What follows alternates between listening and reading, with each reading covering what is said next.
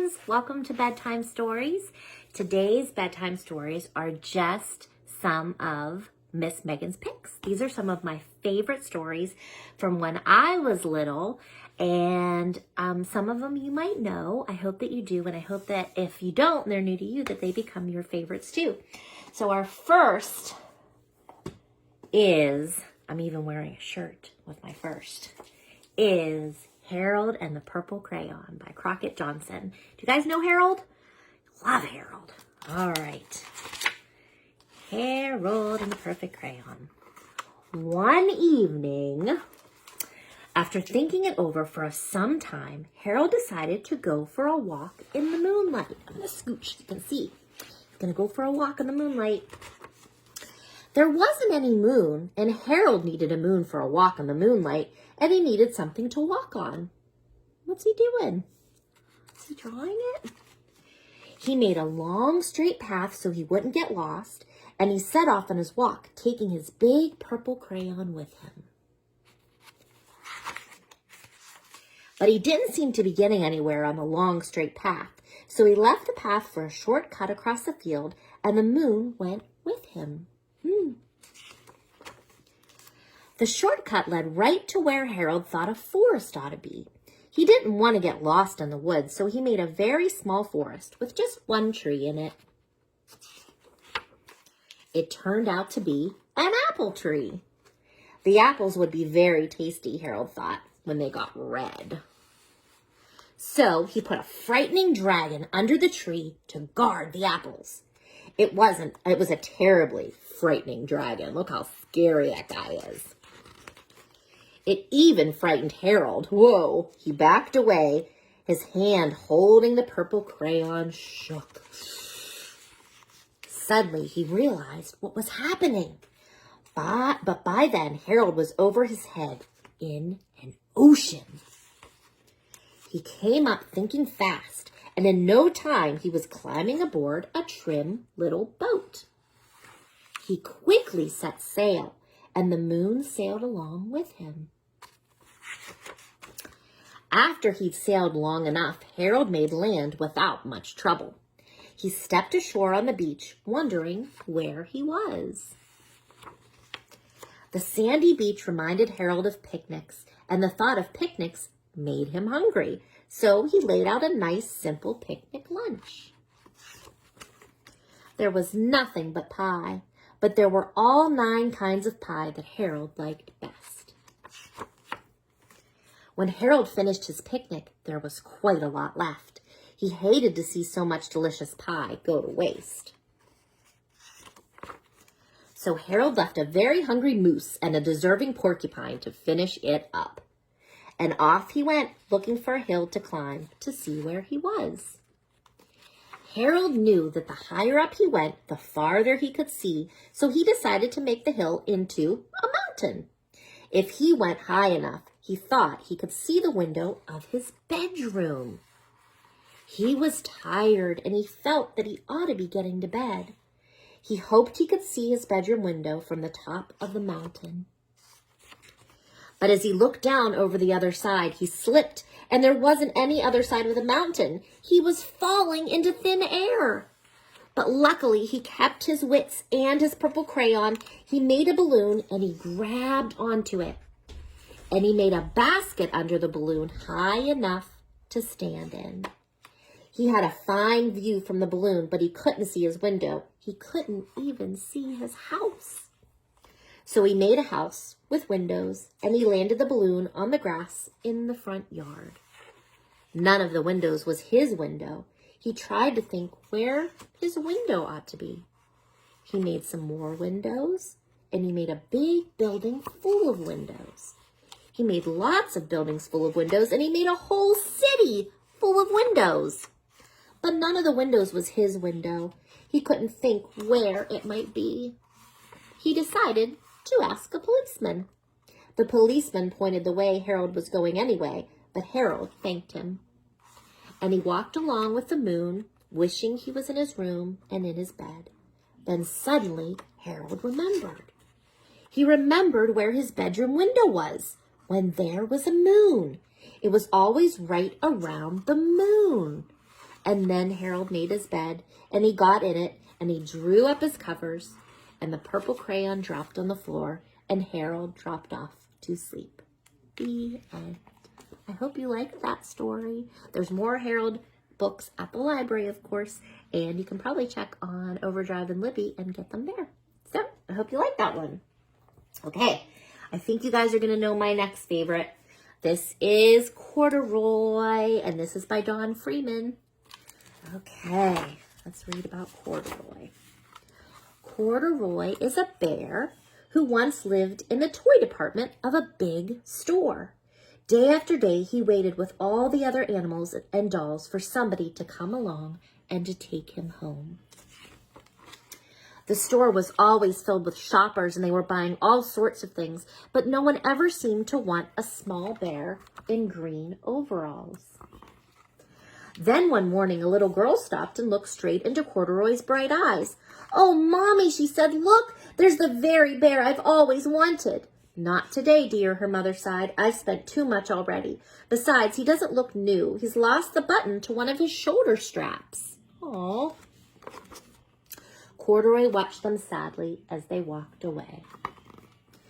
"I didn't know I'd lost a button," he said to himself. "Tonight I'll go and I'll see if I can find it." Late that evening, when all the shoppers had gone and the doors were shut and locked, Corduroy climbed carefully down from his shelf and began searching everywhere on the floor for his lost button. Suddenly, he felt the floor moving under him. Quite by accident, he'd stepped onto an escalator, and up he went. Could this be a mountain, he wondered? I think I've always wanted to climb a mountain. He stepped off the escalator as it reached the next floor, and there, before his eyes, was a most amazing sight. Tables and chairs and lamps and sofas and rows of beds. This must be a palace, Corduroy gasped. I guess I've always wanted to live in a palace.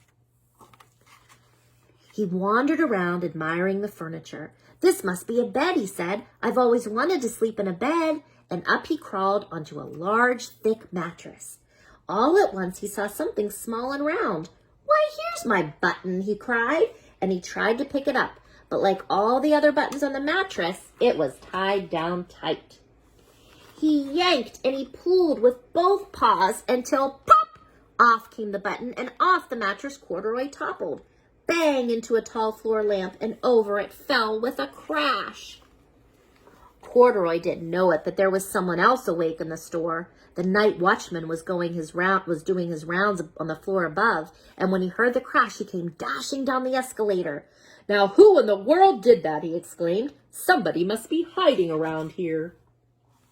He flashed his light under and over sofas and beds until he came to the biggest bed of all, and there he saw two fuzzy brown ears sticking up from under the cover. Hello, he said. How did you get upstairs?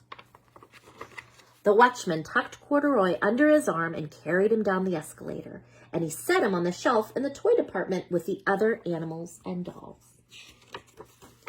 Corduroy was just waking up when the first customers came to the store in the morning, and there, looking at him with a wide, warm smile, was the same little girl he'd seen only the day before.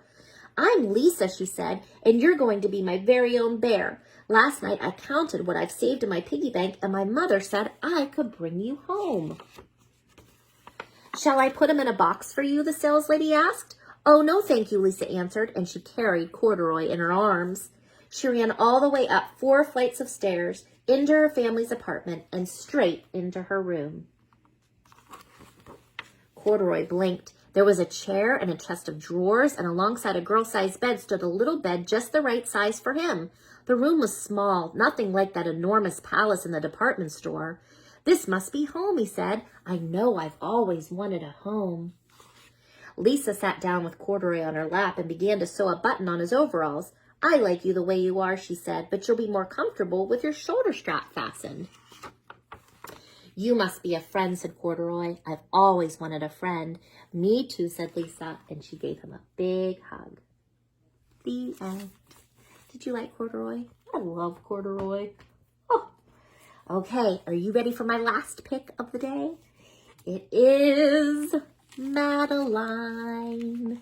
I know you guys know Madeline, right? You have to know Madeline. This is by Ludwig Bellmans. Okay. In an old house in Paris, that was covered with vines. You see it? Look at all the vines on there. Lived 12 little girls in 2 straight lines. In 2 straight lines, they broke their bread and brushed their teeth and went to bed. They smiled at the good and they frowned at the bad. And sometimes they were very sad. Oh. They left the house at 9:30 in 2 straight lines. In rain or shine. The smallest one was Madeline. She was not afraid of mice. She loved winter, snow, and ice. To the tiger in the zoo, Madeline just said, pooh-pooh. And nobody knew so well how to frighten Miss Clavel. Uh-oh, she liked to play silly pranks. In the middle of one night, Miss Clavel turned on her light and said, something is not right. What couldn't be right? Little Madeline sat in bed, cried and cried. Her eyes were red. And soon after Dr. Cone came, rushed on the phone. Uh-oh. And he dialed Danton 106. Nurse, he said, it's an appendix. Everybody had to cry. Not a single eye was dry. Madeline was in his arm in a blanket, safe and warm. In a car with a red light, they drove out into the night. Uh-oh. Do you see what she's in? An ambulance. Madeline woke up 2 hours later in a room with flowers. Madeline soon ate and drank. On her bed, there was a crank, and a crack on the ceiling had the habit of sometimes looking like a rabbit. Look at that.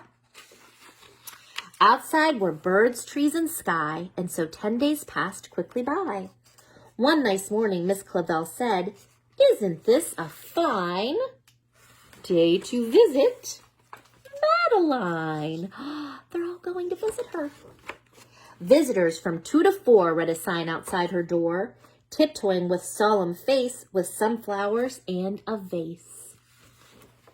In they walked and then said, ah, when they saw the toys and candy and the dollhouse from Papa. But the biggest surprise by far, on her stomach was a scar. Look, she's showing them all. Goodbye, they said. We'll come again. And the little girls left in the rain. There they went. They went home and broke their bread, brushed their teeth, and went to bed. In the middle of the night, Miss Clavel turned on the light and said, something is not right. And afraid of a disaster, Miss Clavel ran fast and faster. And she said, please, children, do tell me what is troubling you. And all the little girls cried, boo-hoo, we want to have our appendix out too. Good night, little girls. Thank the Lord you are well. And now go to sleep, said Miss Clavel. And she turned out the light and closed the door. And that's all there is. There isn't any more. The end. It's not a kind of silly story, too. I like Madeline. I hope you did, too. And I hope you have a great night. Sleep tight. Don't let the bed bugs bite. Bye-bye.